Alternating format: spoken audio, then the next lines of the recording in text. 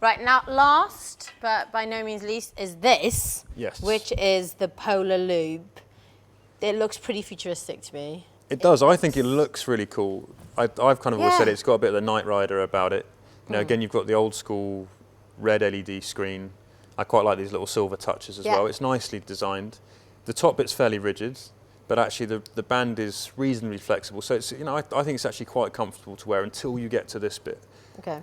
The Clasp. The Clasp is a really sort of retro, old school, frankly quite cheap watch clasp. Yeah. Because I've got a watch like that. My toy watch does it like that. Yeah, and it just lets it down a little bit. It's such a shame because it's so close to being, you know, a really nicely designed piece of kit. It's nice and lightweight. It feels nice and kind of sturdy until you get to that bit. The other thing, when you set this up, a bit flimsy, doesn't it? Like that could break. Yeah, I mean, it just feels. Yeah. You know, there's a little bit of lack of quality there. The other thing you'll see that you have to, when you get this out of the box, you need to cut it to size. Cut it? Yeah, so there's a little DIY project for you to do. There's a little craft project. So you get your scissors out, and you can see on the side there's little holes that are marked, and these are almost like links in a watch. Okay. So you measure up your wrist with the little tape measure that they put in the box, and then you see how many links you need to cut out. That's the most nervous thing I've done with it. You know, I'd be petrified. You know, it's like 80 quid's worth of gadget in your hand and a pair of scissors. Cut it wrong, and it's in the bin, or you're giving it to someone, you know, your 4-year-old nephew. Yeah. For the wrong size. So that's a bit nabby. But once it's on, it's fairly comfortable.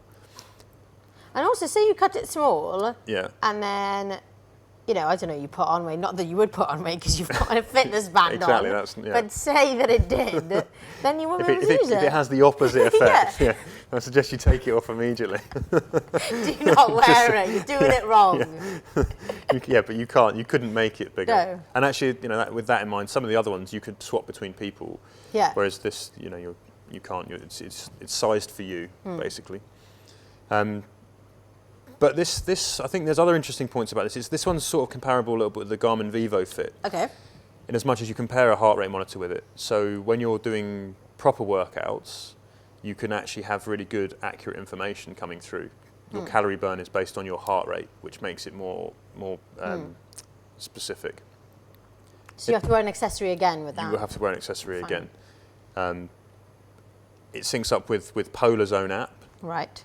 Polar Flow, which is starting to pull in things from the Polar sports device kind of range as well, so other running watches. Big, I don't.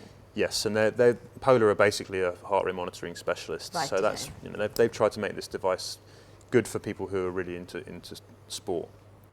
There are annoying points, you know, again they've gone for this sort of slightly strange, unique charging mechanism. So that's in there? Yeah, it's like a little magnetic, it's almost like the Apple magnetic charging setup where it pops in. You only get one of them. You don't, you know, the battery life's quite good on this. It will definitely last, you know, 2 or 3 days. Yeah. But you've got to carry that cable with you ever again. There's no way of charging it unless you have the cable. If you lose the cable, you're stuck. This device becomes useless. It's not. So it's a proprietary cable. So it's not like some of them where you get like a micro. No. You know, micro SD cable like this. Actually, this has got a little dot. Yeah. No, they also loads of them seem to be doing it. And it drives me nuts because I've now, you know, if you wear 8 of these at once like I do, you're carrying around. I'm sure many others do as well. No, but you know, they're all a running watch or a smart watch plus this, you've all of a sudden got 2 or 3 cables. So I don't really know why they've done it in that way. I'd rather have it as a micro USB. Yeah. Tracking wise, it's good. Again, this has a level of simplicity about it. It will do calories, steps. There's a bar that shows you how close you are to meeting your goal during the day. And it's, you know, out the box, it's quite easy to use. You could hand this to someone who's not quite so techie. Yeah. And I think they'd get it straight away how to use it, which is a nice touch. Do you think other ones they'd find a bit difficult? Yeah, I think some of them can be a bit involved. I'd say, you know, the up maybe is a little sort of less self-explanatory. Because you could get your head around the app, and if you're not used to using apps, then that's another thing you've got to learn. Yeah, and there's a fair amount of information in there. Whereas this it gives you the vital stats, nice and easy to understand. One of the big things is, you know, going away and working out what you do with those stats. Yeah. You know, knowing how many what your heart rate's been and how many calories you've burnt is one thing, but how you then use that to improve your activity in your daily life is another. I really like the button on here. It's a capacitive. Oh wow. button that scrolls through the screen. It's brilliant when you first get it. After a while, they seem to become slightly desensitized, and then it becomes quite hard to make it work. So, if you're standing in the shower, actually the water on this will make the screen rotate through. That's how sensitive it is in the beginning. At the beginning, but then it just kind of... Yeah. That is quite annoying, because especially when you want to see something like instantly, say you go and run and you want to see how far you've gone, you don't want to be fiddling around with it. Yeah. It mentioned sort of water as well, and that's the other bonus of this. You can wear this swimming as well, same as the Vivo Fit.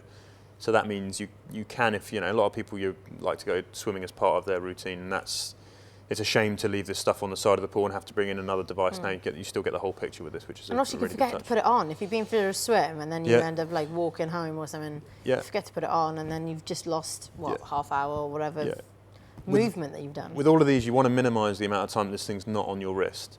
So you need something that's got a good battery life. You want it to pick up everything that you're doing, whether that's running, cycling, yoga, swimming, chopping onions. You want it to paint a whole picture.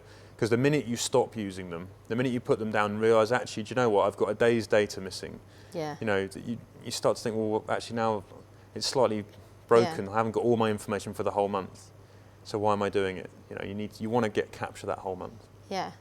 So the app, you said, how is the app? So it's a Polar app. Yes, it's called Polar Flow. Polar Flow. It's new. It's still in beta, and it's good. It's good. It's fairly well designed, and it's intuitive. It's easy to navigate through. It gives you a good level of statistics, and it's also social. It's not quite as evolved as the Nike platform. Okay. Not quite as many users.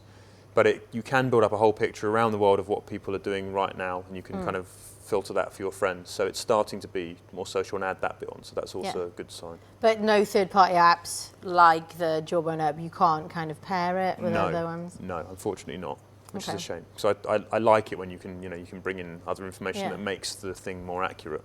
So sleep, does that track your sleep? Yes, it kind of says when you've been moving and not moving. Regardless, anyway, I don't think this is something, because of the Clasp. This isn't really something that I've been comfortable wearing in bed. Yeah. Again, it's just it's a little bit uncomfortable on your wrist, and actually, if you're with someone. Yeah.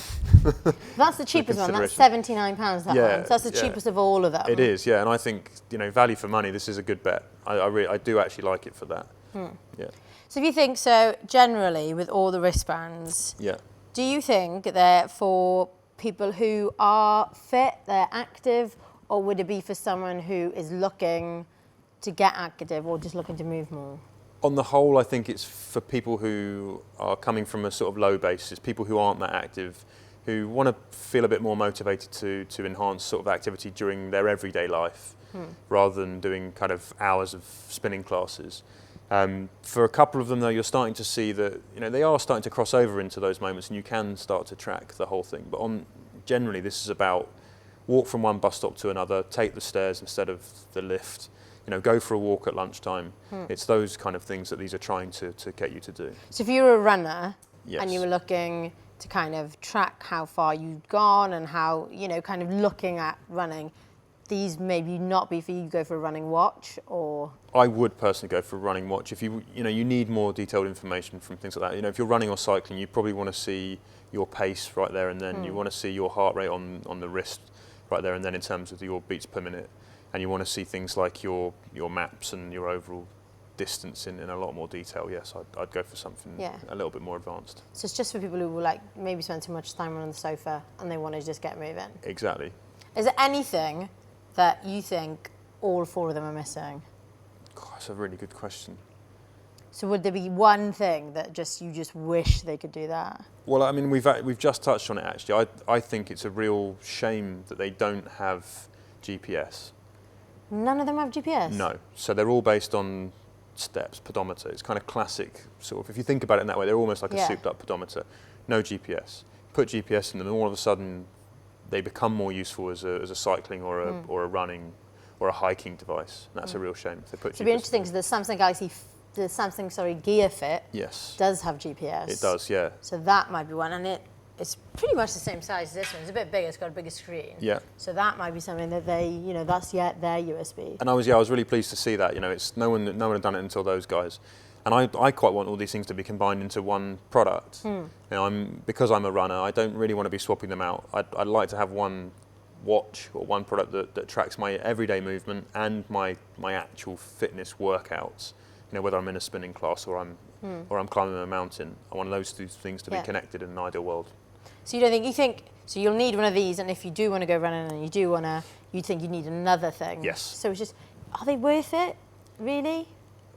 Depends what your goals are. I think if you're in any way active, actually, unfortunately, it doesn't capture the bit where you're being you're most active, which is a bit strange, because then the stats don't really correlate. I know that I'm going to be able to do 10,000 steps if I go and run 10 miles. So that's, you know, it's go and run 10 miles. It's not going to instigate me to get out of my seat more. If it was combined, actually, and I would then, my overall sort of Nike fuel points would be 20,000 or 30,000, and I could build a better picture, but I don't really want to run with two of these things on either, so I keep swapping the devices in and out. That's just really annoying. Which is a bit annoying, yeah. And so do you have to use all these, so would you have to have your phone on you all the time, or does that mean that you can leave your phone on your desk, just have this and kind of go around your daily? You can obviously move around and use them without the phone. Most of them are better with the phone. The phone adds features and enhancements, and you can drill down into your data and your stats more on the phone. So having the phone is a big bonus. If you had to pick one, could you pick one? If I had to pick one with a gun to my head, I would pick the Oh wait, I've got one here. Have you got? No, really? Yeah, get it out. I would go for the Garmin Vivo Fit, mainly because you can swim with it. It pairs with a heart rate monitor. It lasts for a year, so you don't have to charge it. It's £100. It feels nice on the wrist. You know, when there's a chance they will improve the app over time. When they do that, actually, it will be a really serious device, and I really like it for the money. Yeah. Awesome. Right, so there we are.